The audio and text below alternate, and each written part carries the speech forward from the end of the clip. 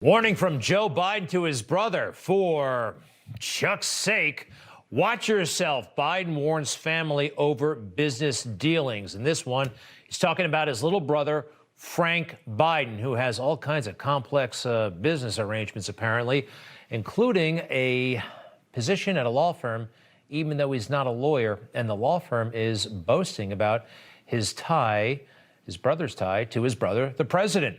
Want to bring in former governor of Illinois, Rod Blagojevich.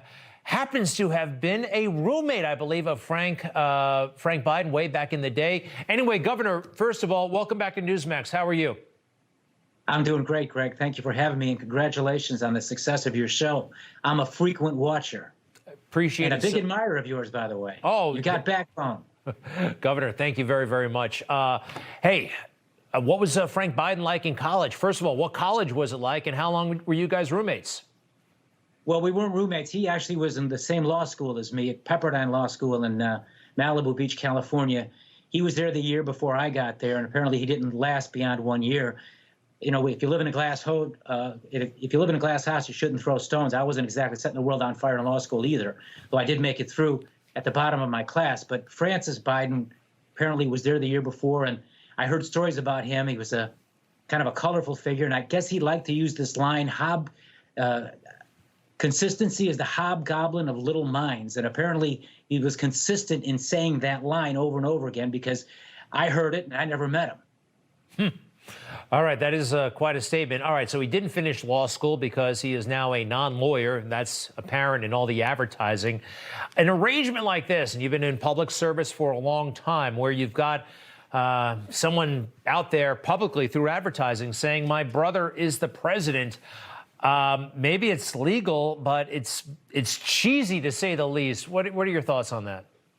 Well, my thoughts are this. President Biden actually revealed a little bit about how his sense of his mindset and how he views these things when he hears about his brother and he says, watch out. In other words, don't get caught. He ought to tell his brother, don't do it. And what he ought to do as the president of the United States is what I did when I was governor, issue an executive order. He's done 40 executive orders already. Do another one. Take your pen out and sign your name to an executive order that says no family member of yours, not your brother, not your wife, not any of your children, nobody related to you should be able to profit from your office as president of the United States. Now, he can do that by banning his family from doing business with the government. He can also do it by saying anything that might remotely be perceived as being monetizing of the president's office, that should be prohibited. President Biden has the power to do that with a stroke of the pen through the executive order, and he ought to do it. Interesting, because so far I think they've only issued a few words. And here's the press secretary talking about just how straight and narrow this administration is on ethics issues. I'm not going to get into private conversations between the president and his family members. We all have lots of conversations with different family members, I'm sure. The president is committed to ensuring we have the most ethically vigorous administration in history. Just that. Committed. He is committed to the most ethically vigorous administration in history. That's quite a statement, but it's just that, a statement. What you said, that would be binding or something. That would be binding. That would be have the force of an effect of law. And here's another reason why he must do it. Joe Biden, President Biden, is a product of that Washington establishment. He's been there since 1973. There's a mindset and a culture that goes along with being in that place for as long as they've been. There's this sense of entitlement. And with career professional politicians like our president, they see opportunities, maybe not directly for themselves, but for other members of their families, where they can cash in and do it where they can benefit financially, even though it creates all kinds of difficulties with regard to the president's ability to govern. His son is already under federal investigation for issues relating to President Biden's role when he was the vice president. The last thing the American people need, and frankly the last thing this president needs, is to have his brother out there doing ads for a law firm when the brother's not even a lawyer, just cashing in on the name. That's wrong. And the president, our president, President Biden, can immediately stop it by doing that executive order. Yeah, no, it looks just awful. I agree on the surface. By the way, you mentioned he's been there for a long time, but yeah, 1973. He got there before Watergate started to really heat up. And back then, I mean, there weren't many senators, I would imagine, who weren't rich men. I mean, that was kind of part of the deal pre-Watergate, right? I mean, it was a totally different world, and that's when Joe Biden was kind of being formed.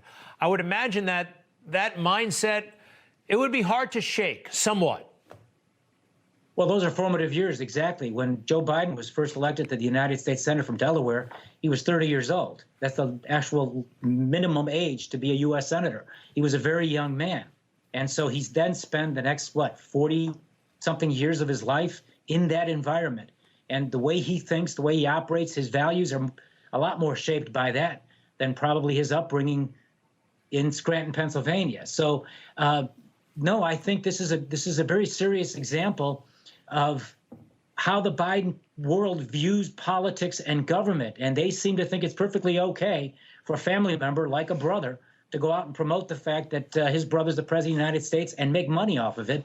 I think it's very wrong. And again, President Biden can stop that with the stroke of the pen. And I'll say this again, in a little bit in his defense.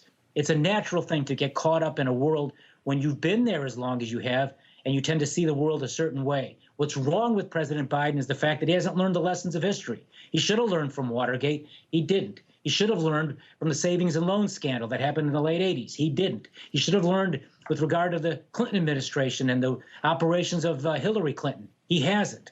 And he can do something immediately, and that is this executive order, which I think would go at least a bit of a way towards reassuring the American people that this is going to be a different administration from others. And one of the ironic things about this is we just had an administration with President Trump.